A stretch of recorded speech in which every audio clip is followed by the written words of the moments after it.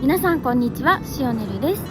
今回は東京から約7時間、宮崎県高千穂で絶景散歩を楽しむ蘇った鉄道路線高千穂天照鉄道へ。レールの先に広がる唯一無二の絶景を楽しみ、目の前に大迫力の滝を眺める高千穂峡も満喫します。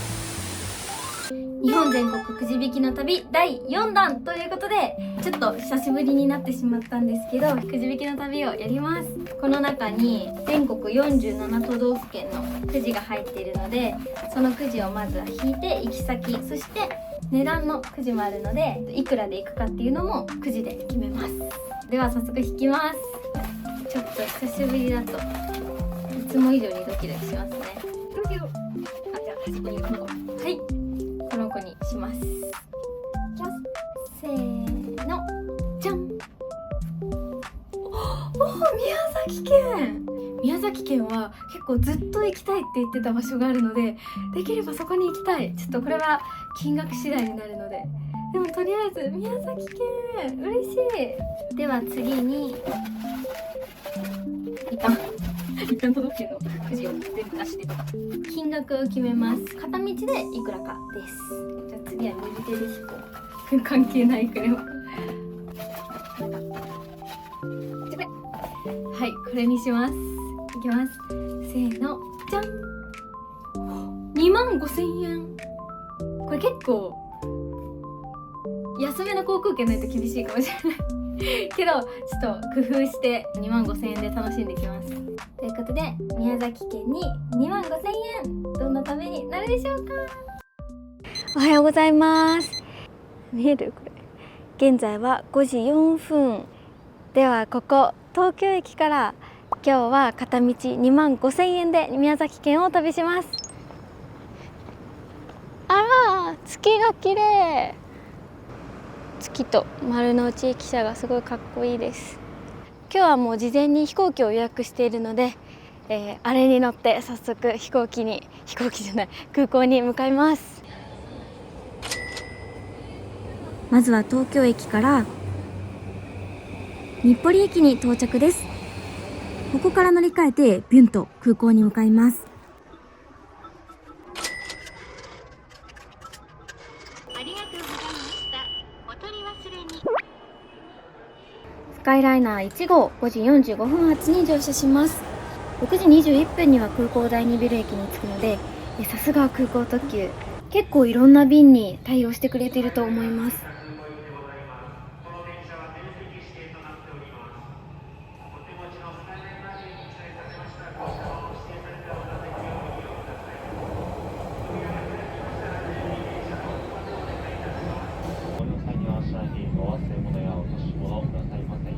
東京から宮崎に行こうと思ったら基本的には飛行機かなと思うんですが、今回の旅は交通費も食費も全部合わせて片道25,000円以内なので、航空券を安く取れないとちょっと難しいなと頭を抱えます。今回というかいつもなんですけど、スカイスキャナーというアプリを使って航空券を探します。このアプリはいろんな航空会社や予約サイトを一度に比較することができて、自分の条件に合った便をすぐに見つけられる便利なアプリです。手数料とかもかからないので、いつも航空券を買うときにはまず使っています。行きたい日ピンポイントとかじゃなくて、例えばカレンダー表示とかで日付ごとの最安値がパッと出てくるので、どの日に出発すれば安いかっていうのも、だいたいどれくらい値段の差があるかっていうのも一目でわかります。行きたい日付を選択すると、各航空会社や予約サイトがいくらで売っているのか一覧で表示されます。私が行こうと思っていた日は朝早い安い便が空いていて、めちゃくちゃ安心しました。この金額ならスカイライナーを含めても1万に収まるので結構遊べそうです。どの便にするか決めたらサイトを見るボタンを押せば、そのまま航空会社のページに飛んで予約ができます。さっきスカイスキャナーで見た時よりも金額が安くなっているんですけど、ジェットスターの場合だとここから所税とかがプラスされるんですね。それも含めた最終的な金額をスカイスキャナーは表示してくれているので、特に LCC とかは区間ごとに決済手数料とかが発生することが多いので、安いと思ったのに全然安くないなんてことが避けられるのはすごく安心します。ということで、あっという間に空港第2ビル駅に到着して、ここは第2ターミナルなので、ジェットスターが出発する第3ターミナルまでシャトルバスで移動します。歩く道の方はですね、陸上競技のトラックみたいになっているので、歩けば陸上選手気分が味わえるのがいいなと思っています。では今から乗るのはこちらの GK611 便。今回はどうしても窓席に、それに翼がない場所に座りたかったので880円かかっちゃうんですが、座席を指定しました。合計で7870円です。2時間5分のフライトです。私は機内でのドリンクサービスをいつも楽しみにしているのですが、 LCC は JAL や ANA とは違ってないので残念です。と言いつつ、同じ時期に航空券を取ったとして4分の1くらいの値段で乗れるので文句は言えないですよね。むしろありがたいです。この日は乗客がかなり多いです。多分ほぼ満席ですね。今回は空港でお水と朝ごはんとしてゼリーを買いました。旅先で食べたいものが食べられるように、ここではちょっと節約です。座席幅はこんな感じです。普通に座る分には問題ないのですが、足元に荷物があると窮屈になってしまうので、上に上げた方がいいかもしれません。で、今回なんですが、宮崎行くのに熊本空港と思った方もいると思います。私が今から行くのは宮崎県の高千穂。高千穂は熊本県寄りにあるので、熊本から行った方が近いです。宮崎から行くと、宮崎空港に着いた後、特急に乗って延岡からバスに乗り継いで目的地というルートで、タイミングよく行ければ3時間、タイミング悪いとほぼ4時間かかります。熊本からならそこを2時間で、しかもバス1本で行けます。ただ往復1本しかないので、そこに間に合わせるしかありません。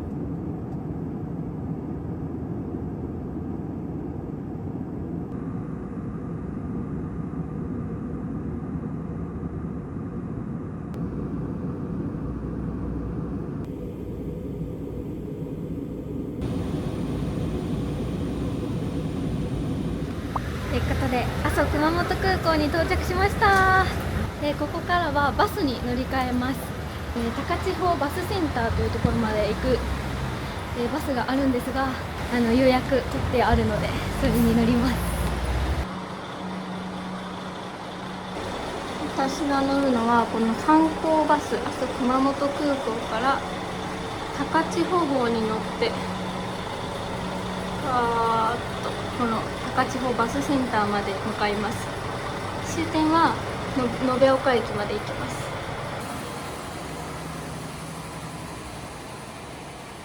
ではバスに乗っていざ高千穂へ。夏休みシーズンも終わって平日なので空席もありますが、やっぱり人は多いですね。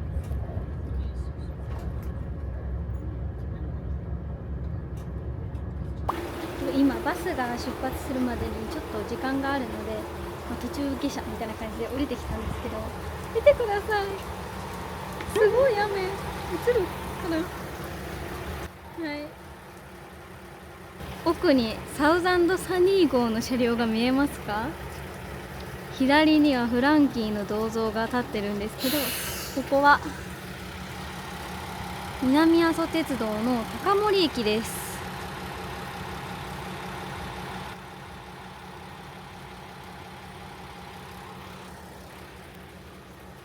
せっかくここまで来て、もし高千穂天照鉄道に乗れなかったらと思うと、今も本当に心臓がやばい。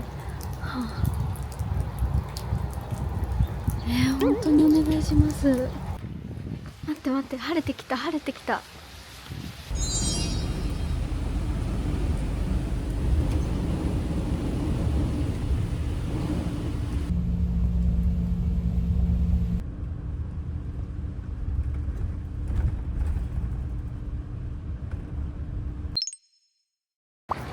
高千穂バスセンターに12時20分定刻通りに到着したので、今天照鉄道まで歩いています。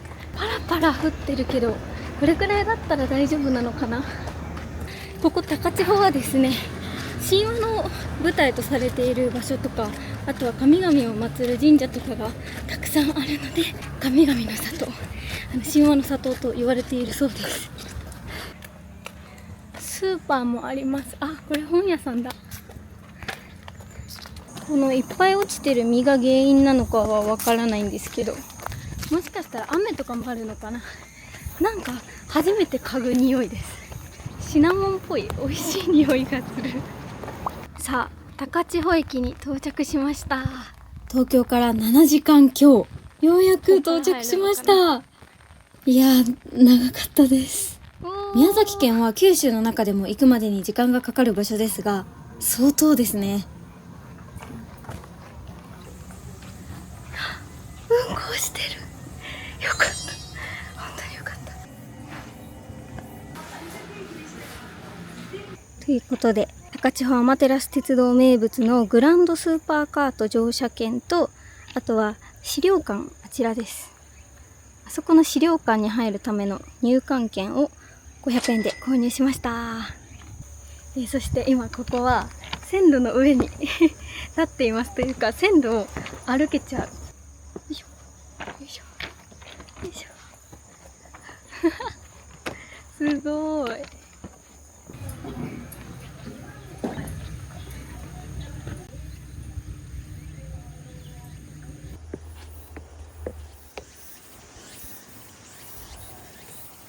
この転換ポイントまで歩けちゃうっていうのが楽しい。お、快速延岡行きになっていますね。昔はここ高千穂駅から延岡までを結んでいました。こんな感じのありえないアングルでの記念撮影もできちゃいます。ここはもともと旧高千穂鉄道が走っていたんですけど、2005年のね、台風の影響で橋梁とかが結構いっぱい流されちゃって、復旧に莫大なお金がかかるということで、そのまま廃線となってしまった路線です。そんな旧高千穂鉄道の保存路線の一部を利用して走るのがグランドスーパーカートです。これを目当てに今日もたくさんの人が訪れています。グランドスーパーカートの出発地点はここ高千穂駅から、当時もこんな感じで待ってたのかなと思うと今もその気持ちを味わえるっていうのは素敵な体験だなと思いますね。目の前はあれ、お米かな。もう黄金色に美味しく実っています。本当に突然橋の関争奪戦が始まるので、ちょっと早めに並びました。めっちゃ日が出てて暑い。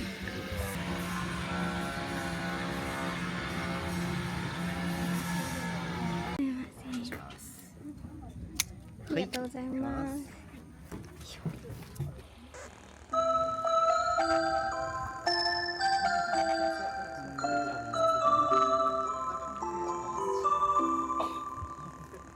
グランドスーパーカート出発いたします。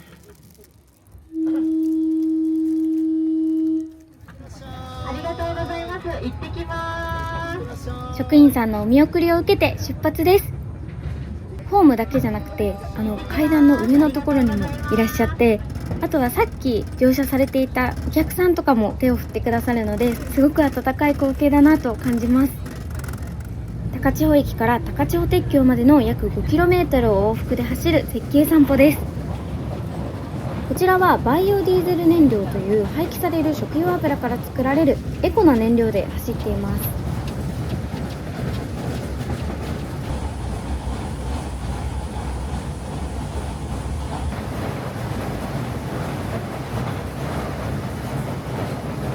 窓も屋根もないオープンデッキなので、ダイレクトにこの自然と天照鉄道を感じられます。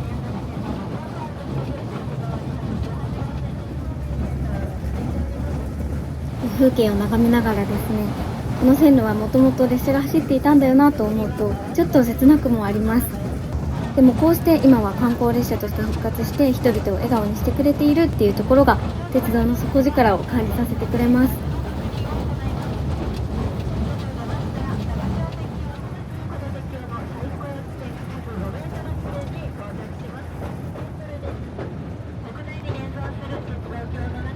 高さは約105メートル。日本一高い鉄橋である高千穂鉄橋からは渓谷の美しい景色が眺められます。世界農業遺産にも認定された高千穂郷の暮らしを感じることもできますし、この大自然と人の営みが調和する特別な時間を味わうことができました。シャボン玉を飛ばしてくださるのですが、この手作り感とともに優しい思い出が胸に刻まれます。川の上流4キロほど行きますと天岩戸神社や天安原もございます。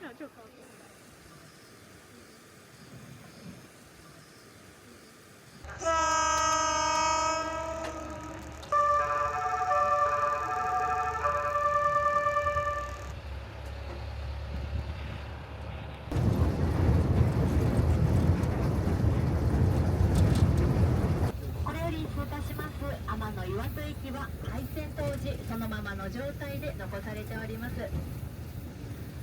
この天岩戸駅は天岩戸神社の最寄り駅として作られた駅でございます。簡単にご紹介いたします。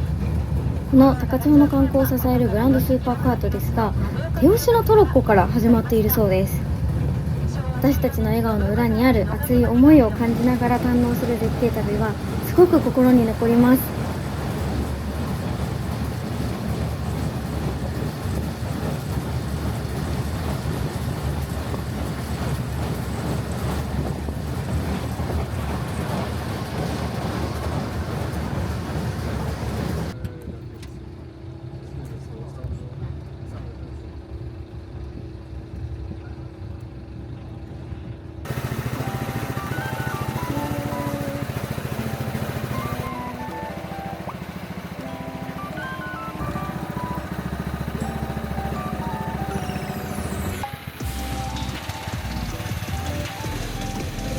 あんなスピード出るんだ。かなりゆっくり運転してくれていたようです。ありがとうございま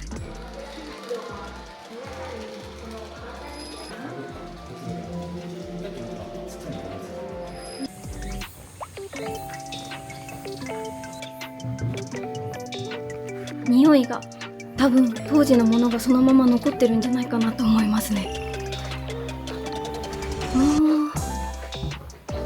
セミクロスシート、向かい合ってて違う柄なの面白いですね。こんな感じ。すごい、これ初めて見た。この下にあったとか吊るされてたのかな、どっちだろう。バスは延岡行きは1時間に1本ぐらいはあるのかな。次は高千穂峡に行きたいんですけど、30分ちょい歩かないといけないんですよね。ちょっと今日は暑いし、お金も若干余裕がありそうなのでタクシーを使おうかな。多分タクシーだと2000円ぐらいだと思います。高千穂天照鉄道から絶対に外せないと思っていた高千穂峡に移動してきました。私はボート乗り場に一番近い第一駐車場の方に来ています。そしてここでちょっと遅めのお昼ご飯です。と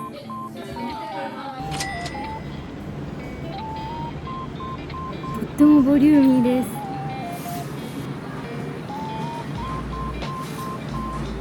す。チキン南蛮は好きですが、宮崎で食べるのは初めてです。お肉もジューシーで柔らかいですし、このタルタルソースっていうんですかねがちょっとレモンとかが入ってるのかな、酸味が効いていてすごく美味しかったのでたくさんつけたくなりました。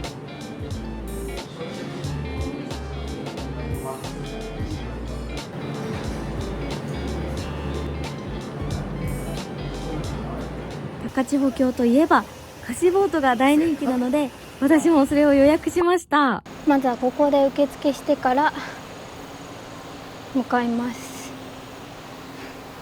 本日は5時間35分待ちで10時55分に終了だそうです。なんか受付はすんなり終わったんですけど、あ、これ階段降りるんだ。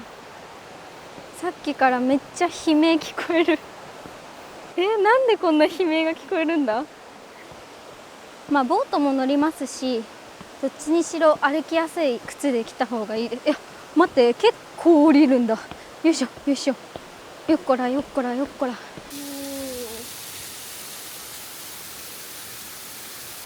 わー、すごい、めっちゃ綺麗。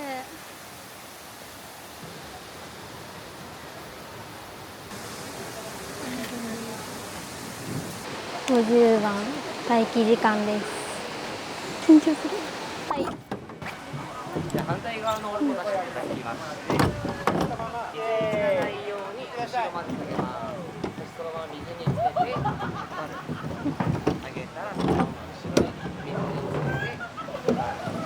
今のところは忘れないでください。はい。ありがとうございます。よいしょ。おお、意外とぶつかりそうだ。よいしょ。わあ、綺麗。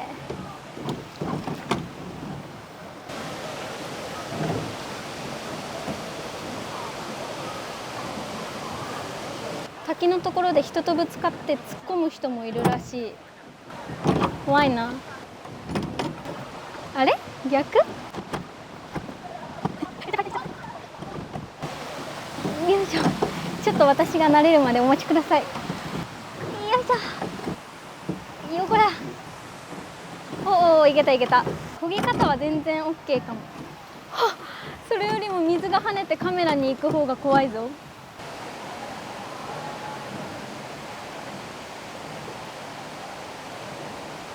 結構簡単に漕げる。事前に YouTube で予習もしてきたんですよ。一応この渓谷美は阿蘇山の火山噴火によってできたそうです。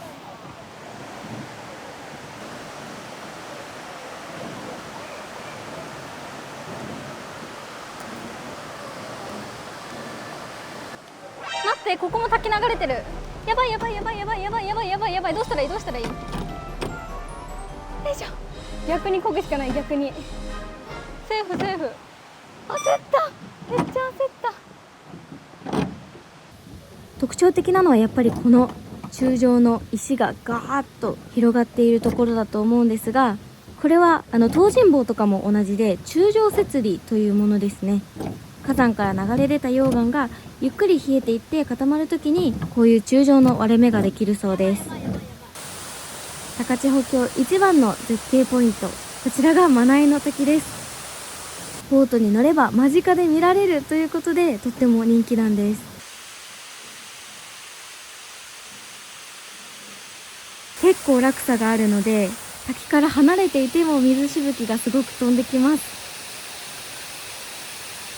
日本の滝100選にも選ばれていて、上から見ても迫力はあるのですが、やっぱりこのボートから近くに行って見上げる滝は迫力満点です。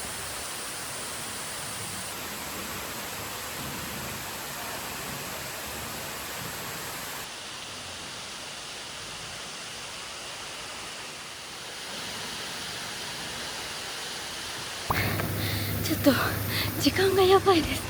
意外とボートに時間かかっちゃって、私今日泊まるほどのお金はないから絶対に帰らないといけないんですけど、帰りのバスが1本だから、それまでにお金を使い切って満喫しなきゃいけない。ちょっと喋る余裕が。とはいえせっかく来たので遊歩道は譲れないので、遊歩道を急いで歩きます。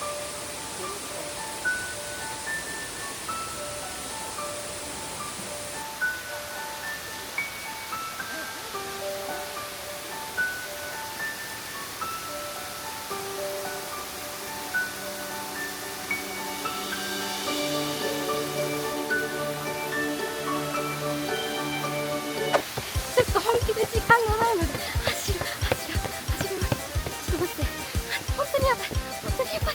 ここも綺麗だな。ここも撮っときたい。でもさっきの方がいいか。や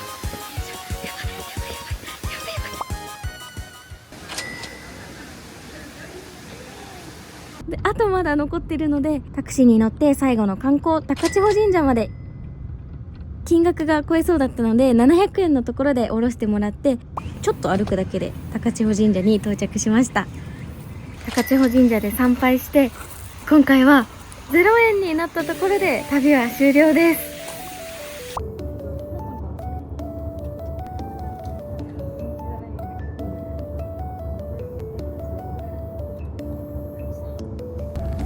ちょっとまさかの0円、自分でもびっくりしたんですが、時間としてはお昼から夕方頃までの約5時間、鉄道で空を飛ぶようなスリルや大自然の神秘に圧倒されて、一度に想像以上のワクワクに出会える大満足の旅でした。ということで本日も最後まで見ていただきありがとうございました。よかったら高評価とチャンネル登録よろしくお願いします。またねー。